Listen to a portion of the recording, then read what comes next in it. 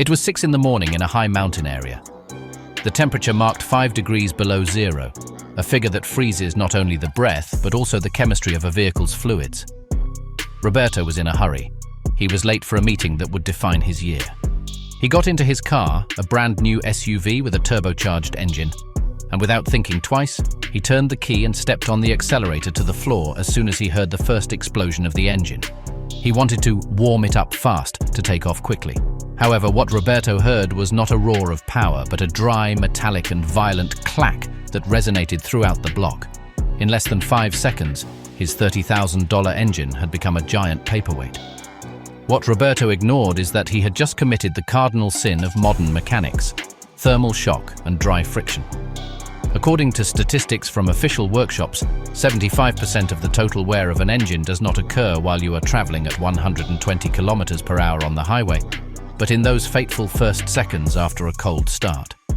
It is the moment of maximum vulnerability, where metal rubs against metal without the protection of the oil, which still rests viscous and heavy at the bottom of the oil pan. Today we are going to break down 21 errors that will show why the way you start your car is literally a sentence of life or death for your engine. Did you know that the mistakes you make every morning out of habit could be costing you years of useful life? Get ready, because after this, every time you touch the key or the start button, you will feel the weight of mechanical responsibility on your shoulders. Number 21. The courtesy rev. Number 21 on our list is perhaps the most destructive habit and, curiously, one of the most widespread among drivers who inherited their customs from the era of carbureted engines. I'm talking about the famous rev immediately after starting. Many believe, erroneously, that this helps the oil circulate faster, or that the engine reaches its operating temperature in less time. The technical reality is terrifying. It is the closest thing to waking an athlete from a deep sleep with a bucket of ice water and forcing them to run a 100-meter sprint without stretching. When an engine has been off for more than 4 hours, the oil drains from the cylinder walls, the crankshaft journals, and the bearings due to gravity. Upon starting the engine, the oil pump needs a physical time, between 2 and 5 seconds depending on the ambient temperature and the viscosity of the lubricant, to suck the fluid from the oil pan, pass it through the filter, and pressurize the entire system up to the cylinder head. If you rev the engine to 3,000 or 4,000 revolutions in that interval, the metallic parts are spinning at a dizzying speed with almost zero lubrication. In terms of metallurgy, you are producing a microscopic but irreversible wear on the piston rings and the cylinder liners.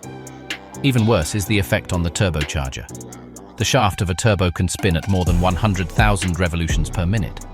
If it receives a flow of hot exhaust gases due to a rev, but its shaft has not yet received the oil pressure necessary to float on its hydrodynamic bearings, metal-to-metal contact will occur.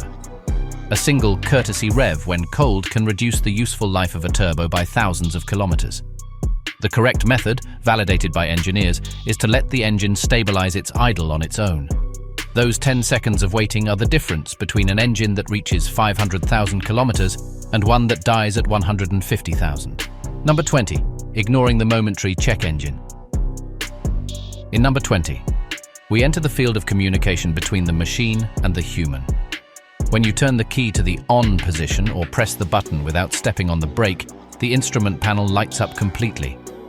It is a security protocol designed for you to verify that all the bulbs and warning systems are working. Many drivers, blinded by haste, start the engine before this parade of lights ends. The car's computer, or ECU, performs a process called post, power-on self-test. During these brief seconds, it verifies the integrity of critical sensors, such as the camshaft position sensor, the mass airflow, MAF sensor, and the knock sensors. If you start instantaneously, you could be forcing the engine to run with default values or in open loop mode during the first seconds, resulting in an overly rich mixture that contaminates the oil with raw gasoline. Mechanics specialized in electronic diagnostics warn that paying attention to these lights is vital. If you notice that the oil pressure light takes 1 second longer to turn off than the battery light, you have a flow problem. If the check engine light flashes and then turns off, the system detected an ignition failure that could be silently damaging your catalytic converter. Do not ignore these messages. Your car is sending you a status report every morning. The least you can do as a responsible owner is dedicate 3 seconds to reading it before putting the pistons in motion. Ignoring this startup ritual is like ignoring chest pain before going for a run. Eventually, the system will collapse. Number 19. Starting with all accessories turned on. Number 19 leads us to an electrical management error that directly punishes the starter motor and the battery. Have you ever noticed that your car lights dim significantly when you start the engine? That happens because the starter motor is the electrical component that demands the most energy in the entire vehicle. To overcome the inertia of the crankshaft and the compression of the cylinders, it needs hundreds of amperes all at once. If you try to start the vehicle with the air conditioning activated, the radio at high volume, the main lights on, and perhaps the heated seats turned on, you are dividing the strength of your battery. This causes a drastic voltage drop that can be fatal for sensitive electronic modules. When the voltage drops below 10 volts during starting, the computer can get confused, sending erratic signals to the injectors or losing the spark synchronization, which results in a prolonged and difficult start that prematurely wears out the starter motor brushes. Additionally, the air conditioning compressor represents an additional mechanical load. Although many modern cars disconnect the compressor clutch during starting via software, in vehicles with a few years on them, the engine has to fight against the physical resistance of the compressor from second zero. This generates unnecessary stress on the accessory belt and on the starter motor itself. The professional habit is simple. Make sure everything is turned off before turning the key. Give your battery the opportunity to concentrate all its power on the only thing that matters at that moment, creating the perfect combustion. Number 18. Not pressing the clutch, even in neutral. Number 18 is an old-school trick that remains 100% valid for protecting the mechanics of any manual car. Even if you have made sure that the gear lever is in neutral, not pressing the clutch pedal when starting is an error that adds unnecessary wear. When the starter motor turns, it has to move the crankshaft and the pistons. If the clutch is engaged, pedal released, the starter motor also has to move the primary shaft of the gearbox and spin the gears submerged in the dense and cold transmission oil. On a cold morning, this transmission oil has the consistency of honey, offering considerable resistance. By pressing the clutch, you physically decouple the engine from the transmission, freeing the starter motor from that extra load. Many modern manufacturers already force the clutch to be pressed for the car to start for safety reasons. But if your car allows you to start without doing so, do not fall into the trap. You will not only be prolonging the useful life of your battery and the starter motor, but you will also be avoiding a possible accident if for some reason the gearbox was not fully in neutral. This small gesture reduces the effort of the starting system by almost 30% in extreme cold conditions. It is basic mechanics. Less mass to move equals a faster start with less friction. Number 17. The start-stop error when cold. We enter modern technology with number 17. The start-stop system was designed to save fuel and reduce emissions at traffic lights, but it is a double-edged sword if it is not managed correctly, especially in the first minutes of driving. Many drivers start their car in the garage and 50 meters later, upon reaching the first intersection, the system turns off the engine because the basic saving conditions are already met. This is a serious conceptual error. Although the start-stop system is designed to withstand frequent cycles, an engine that has not yet reached its service temperature, about 90 degrees Celsius, should not be constantly turned off and on. When cold, the tolerances between the metals are not optimal and the oil has not flowed enough to guarantee total protection in each restart. Additionally, every time the engine stops, the flow of coolant and oil also stops, causing internal hot spots that can deform light components. Mechanics from premium brands recommend manually deactivating the start-stop as soon as you start the car, at least until the temperature needle reaches the middle. Once the engine is hot and the metals have expanded to their design dimensions, the system is much safer. Forcing stops and starts on a lukewarm engine is a recipe for premature wear of the crankshaft bearings and for fatigue of the reinforced starter motor, whose replacement costs 3 times more than a conventional one. Do not allow the saving of a few milliliters of gasoline to destroy the thermal integrity of your engine block. Number 16. Starting with the tank on reserve. Number 16 is an error that affects the fuel system and can leave you stranded much sooner than you think. There is a belief that the fuel pump only suffers when the car turns off due to lack of fuel, but the real damage occurs every time you start with the tank on its last legs. The fuel pump of a modern car is submerged in the tank for a reason. Gasoline acts as a coolant and lubricant for the pump's electric motor. When the level is extremely low, the pump is exposed to air and tends to overheat during the initial effort of pressurizing the system. Additionally, sediments, moisture, and small particles of dirt that have entered over the years accumulate at the bottom of the tank. When starting on reserve, the pump sucks forcefully from the deepest part, increasing the chances that these contaminants pass through the filter or even partially clog the injectors. A start with air in the fuel lines, caused by a low level, causes poor and erratic combustion in the first cycles, which generates violent vibrations that punish the engine mounts. Specialists suggest never letting the tank drop below a quarter of its capacity. Maintaining a healthy fuel level ensures that the pump works cool and that the engine receives a constant and clean flow from the first turn. Do not let poor logistical planning at the gas station end up damaging the delicate high-pressure injectors of your vehicle. Number 15. The cycle of the key that is too short. We reach number 15, an error of timing or synchronization by the driver. Surely it has happened to you. You turn the key, the engine makes a hint of starting, but you release the key too soon and the engine turns off with a complaining sound. This is the famous failed start, or short cycle. When you release the key, or the button, before the ECU confirms that the engine has reached idle revolutions, about 700 or 800 RPM, you leave the combustion cycle halfway. This causes unburned gasoline to remain on the cylinder walls, which is known as cylinder washing. This liquid gasoline dissolves the thin film of oil that protects the metal, leaving the piston exposed to extreme friction on the next starting attempt.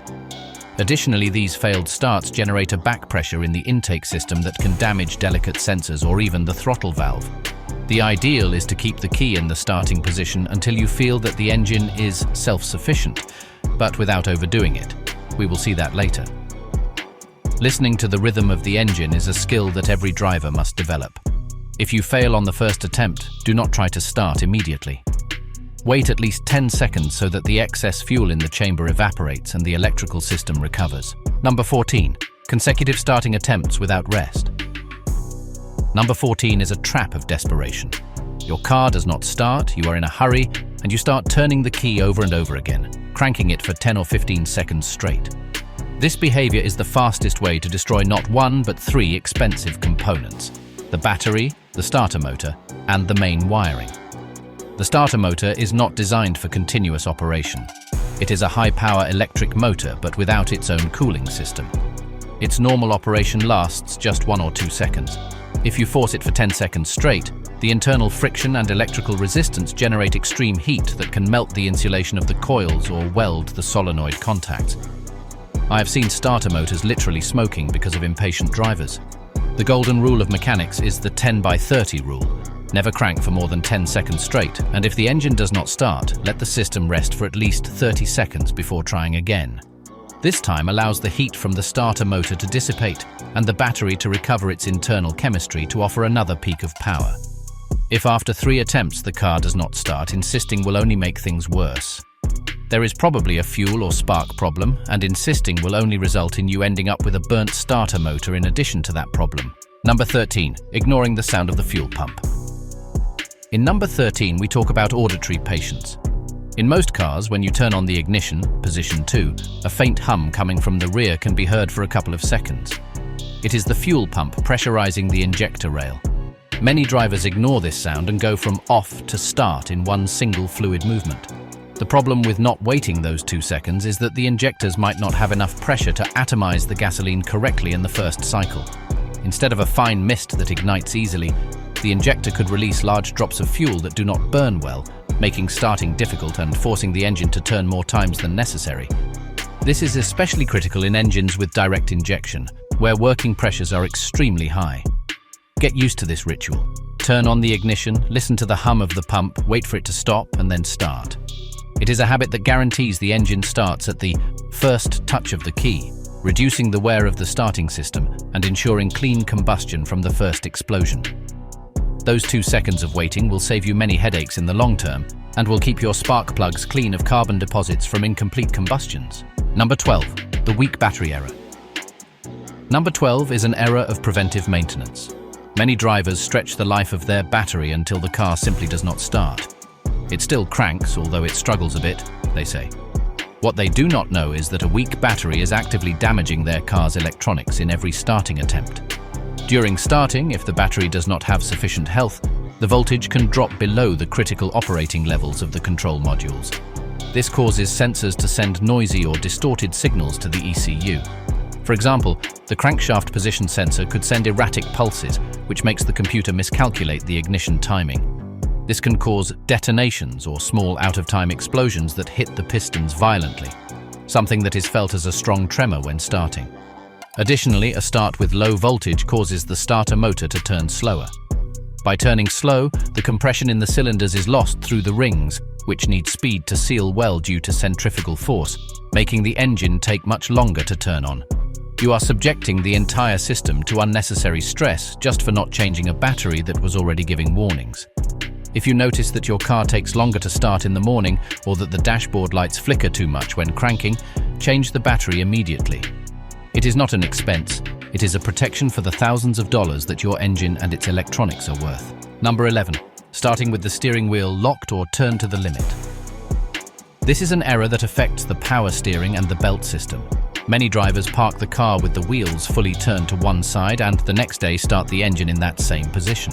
When the wheels are at the limit of their travel, the power steering pump valve, in hydraulic systems, or the electric motor, in EPS systems, are under maximum pressure. Upon starting the engine, the steering pump receives a sudden burst of energy and tries to move the fluid against maximum resistance. This causes a characteristic squeal from the belt, which is slipping due to the effort, and a load peak that the engine must compensate for by abruptly increasing fuel injection.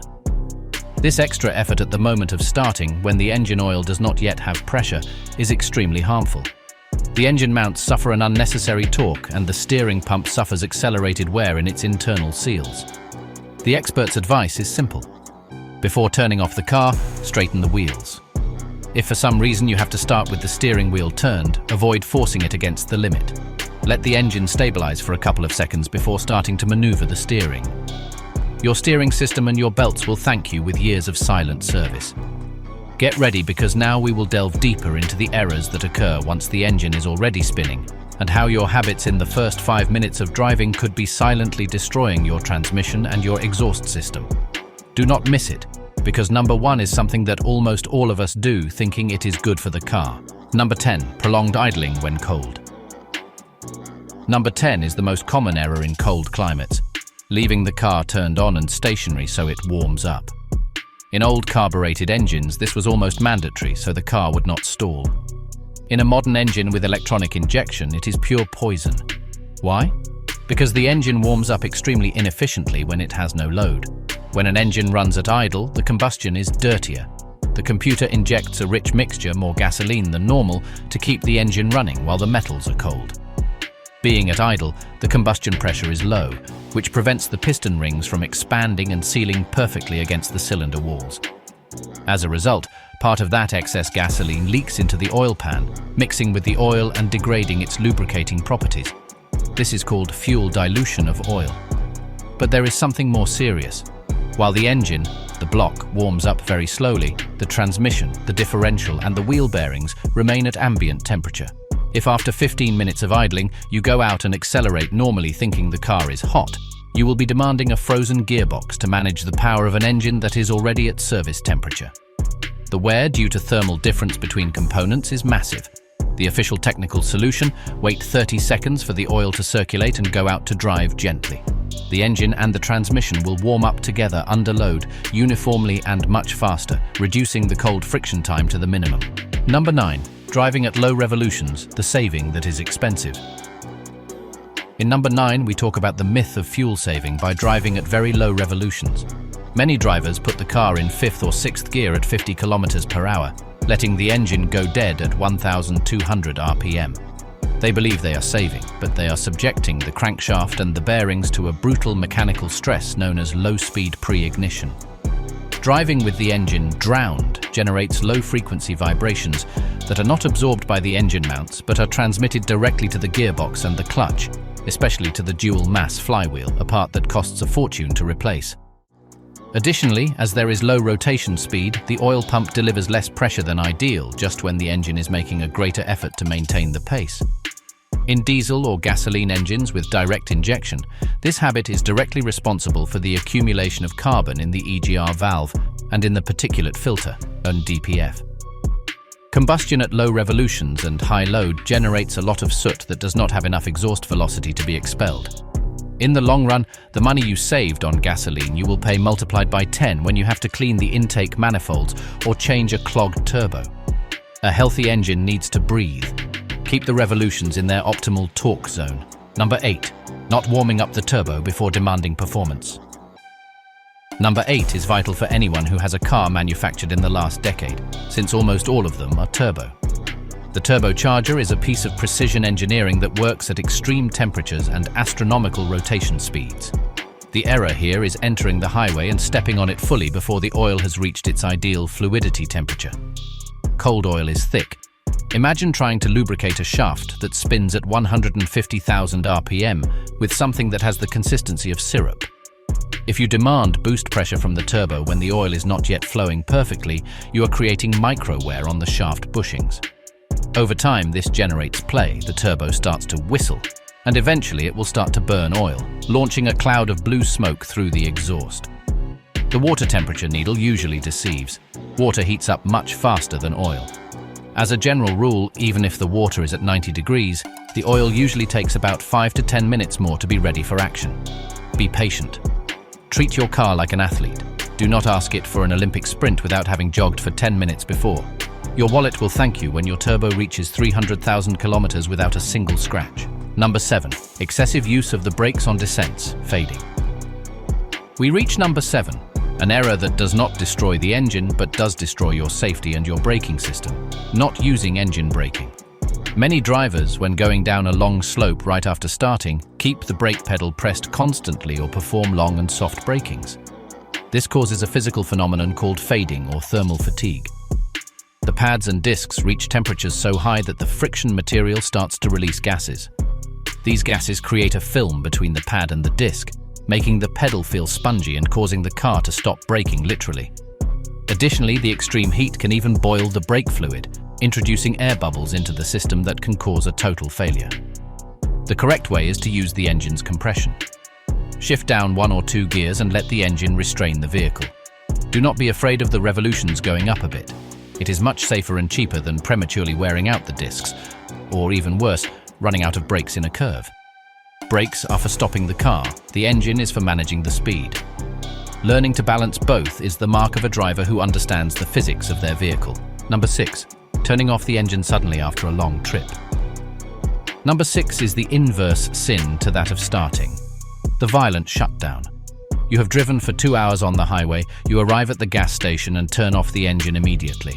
In that instant, you have stopped the circulation of oil and coolant, but the turbo and the engine block are at smelting temperatures.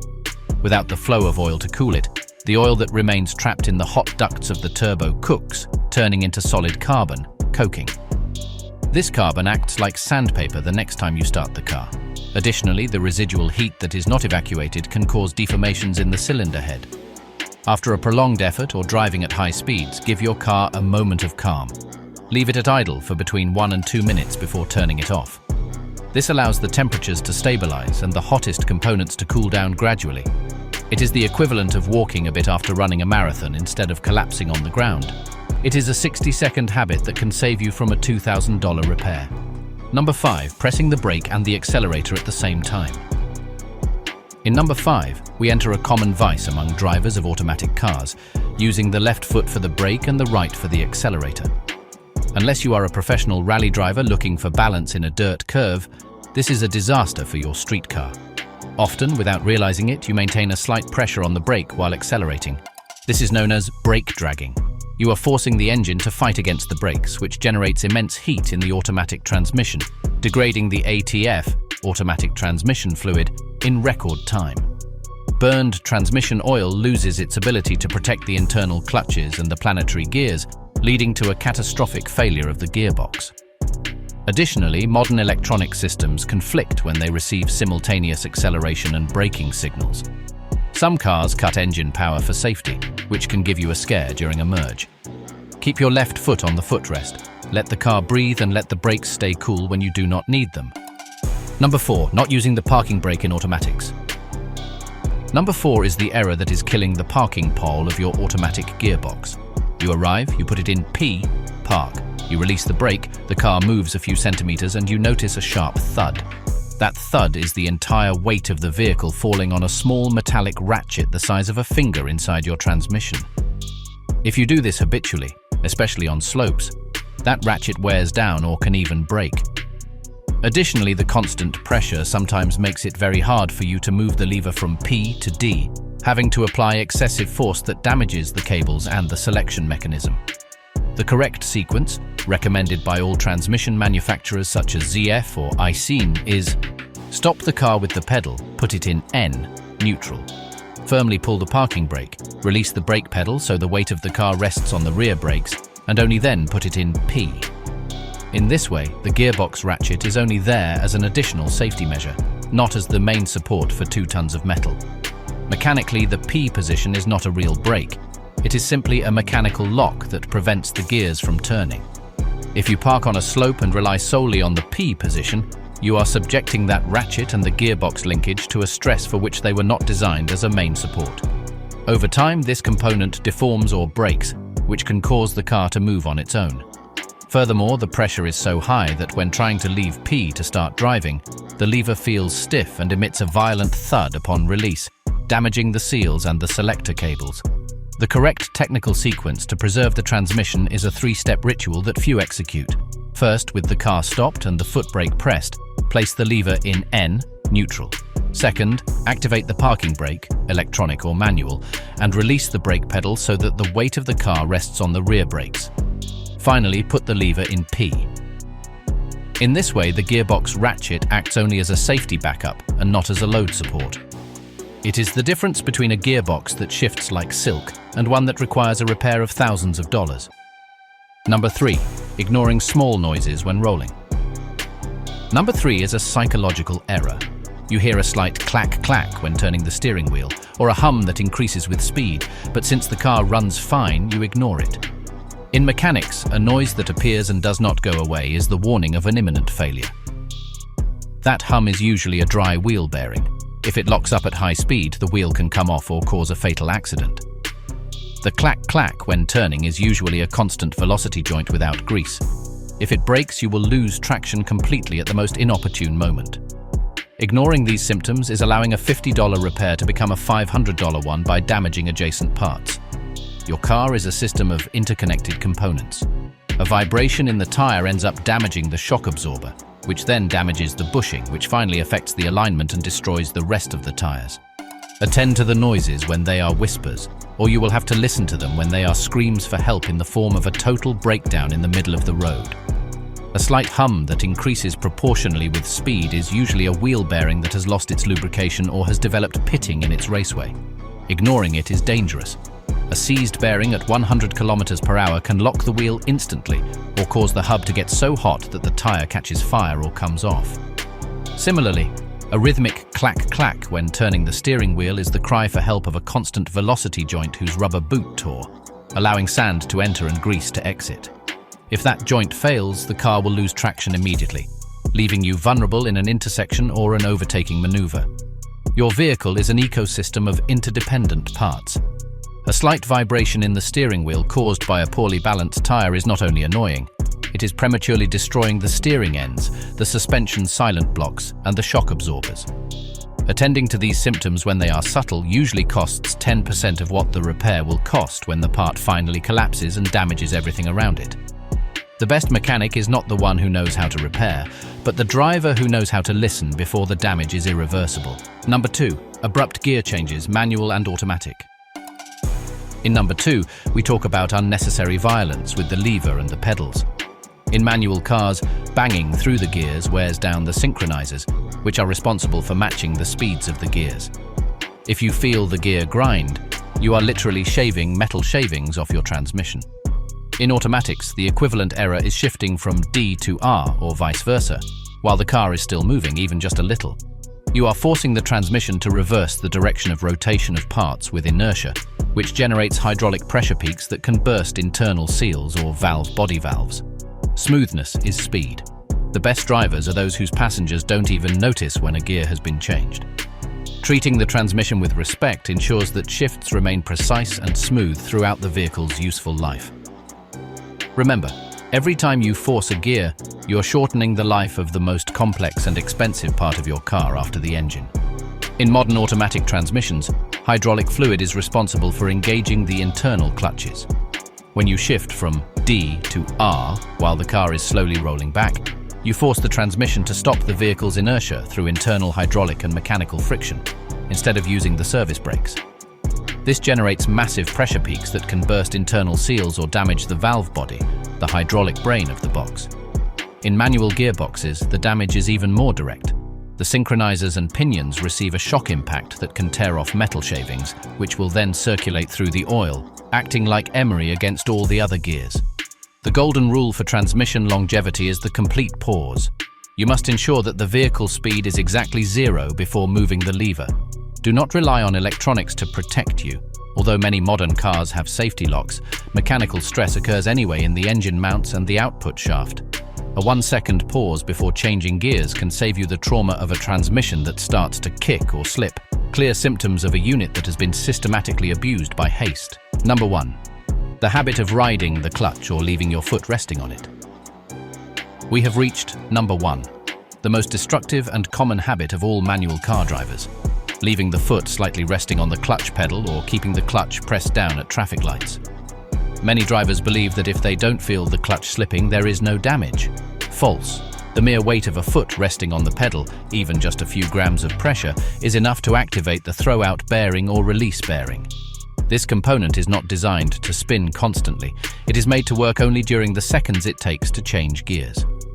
By keeping your foot there, the bearing generates constant thermal friction against the clutch diaphragm, which ends up crystallizing the material and exhausting the bearing's useful life in a fraction of the intended time. But there is something much more serious and less known: the wear of the crankshaft thrust bearing. By keeping the clutch pressed, you are exerting a physical force that pushes the crankshaft forward against the engine block walls. These small thrust washers are responsible for preventing the crankshaft from moving longitudinally. If they wear out due to this habit, the crankshaft will begin to have axial play. Once this occurs, the engine is technically doomed. The play will damage the oil seals, cause massive leaks, and can eventually destroy the engine block from the inside. The solution is a radical change of habit. As soon as you do not need to change gears, remove your foot completely and place it on the footrest. At traffic lights, put it in neutral and release the pedal. This small gesture of mechanical discipline is, without a doubt, the single action that can save you the most money over the life of your car, avoiding one of the most laborious and expensive repairs in the automotive industry. And so, we close our journey through the most common mistakes you surely make when starting your vehicle. You now have the knowledge. Now it is up to you to apply it. See you on the road.